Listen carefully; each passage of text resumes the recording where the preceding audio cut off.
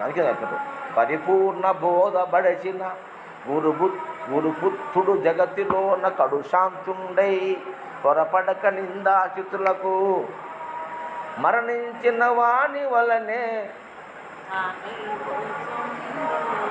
తామెలగూచుండు పదుగురు ప్రేమ పొందుచునుండు మేరు పర్వతమైన మీదొచ్చి పడినాను ధీరత్వమున బుద్ధి దిగజారకుండును తామెలగూచుండు పదుగురు ప్రేమ పొందుచునుండు.